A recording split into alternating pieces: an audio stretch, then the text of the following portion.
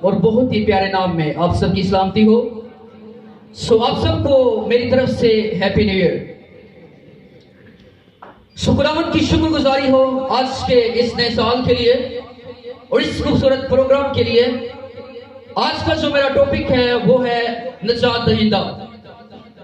جب ہم لفظ نجات دہندہ پر غور کرتے ہیں تو لفظ جو نجات ہے وہ اردو زبان کا لفظ ہے جس کا مطلب مخلصی، چھٹکارا، بحالی، آزادی کے ہیں. اگر انگلش میں اس پر غور کرتے ہیں تو اس کا مطلب ہے سوٹیریالوجی. سوٹیریالوجی کا مطلب ہے کہ doctrine of salvation. Doctrine of salvation کا مطلب ہے کہ خدا کا جو منصوبہ ہے، خدا کا پلان ہے انسان کو گناہ کی غلامی سے نکالنے کے لیے.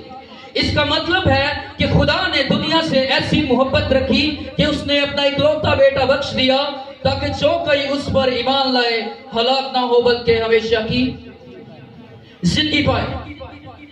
سو اس کا مطلب ہے کہ جب ہم گناہ میں تھے، جب ہم گناہ کے غلام تھے، تو خدا نے جب اوپر سے نگاہ کی تو خدا کو کوئی بھی راست باز بندہ زمین پر نظر نہ آیا.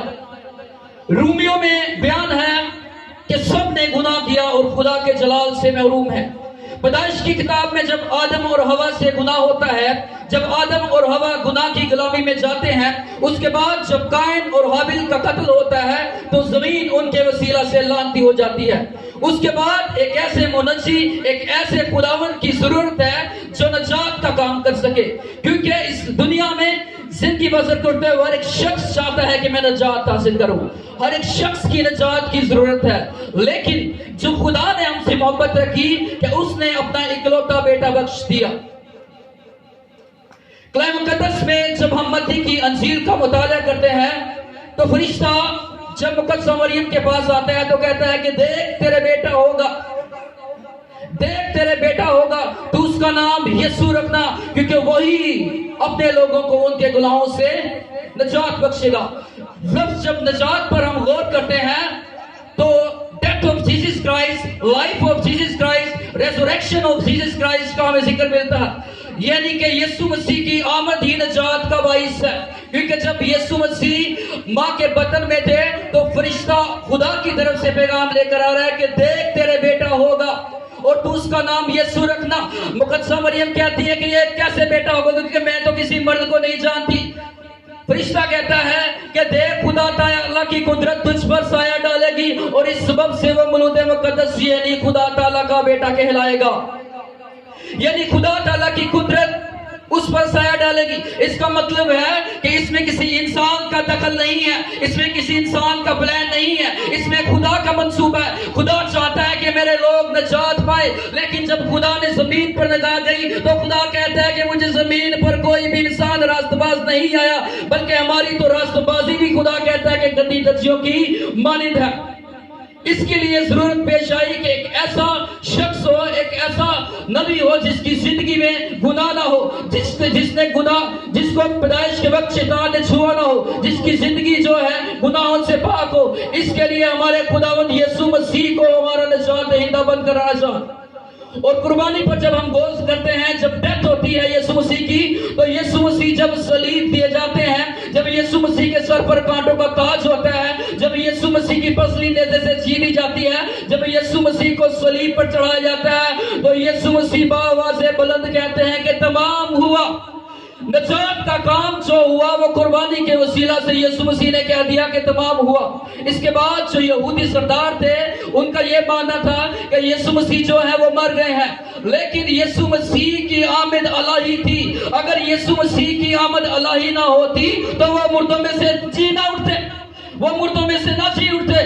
لیکن وہ بتا بھی یسوع مسیح کو نیچے نہ رکھا، بلکہ یسوع مسیح تیسرے دن مردوں میں سے جی اٹھے اور ہمارے لیے نجات کا بندوبست کر دیا. یہ ہے نجات، یہ ہے مخلصی، یہ ہے بحالی، یہ ہے چھٹکارا. دنیا میں تمام مذاہب، بہت سارے لوگ آئے جو نجات کا دعویٰ کرتے ہیں، جنہیں یہود کا مطالعہ کرتے ہیں تو وہ کہتے ہیں کہ خدا پر ایمان رکھنے سے نجات ہے. وہ خدا کے بیٹے کو نجات دہندہ نہیں مانتے، لیکن بائبل مقدس کہتی ہے کہ جو اس پر ایمان لائے گا وہی نجات پائے گا.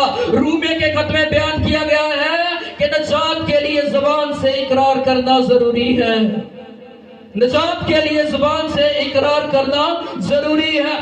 جو زبان سے اقرار کرے گا وہ نجات پائے گا. جو خداوند کا نام لے گا نجات پائے گا.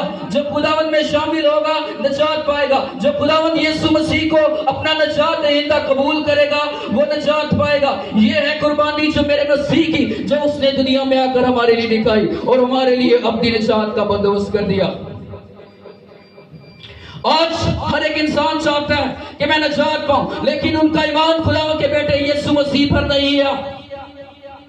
جب ہم مطالعہ کرتے ہیں یوحنا کی انجیل کا تو خداوند یسوع مسیح کہتا ہے کہ دروازہ میں ہوں, جو مجھ میں سے داخل ہوگا وہ نجات پائے گا. اس کا مطلب ہے کہ جو خداوند یسوع مسیح میں سے داخل نہیں ہوئے گا وہ نجات سے کوسوں دور رہے گا.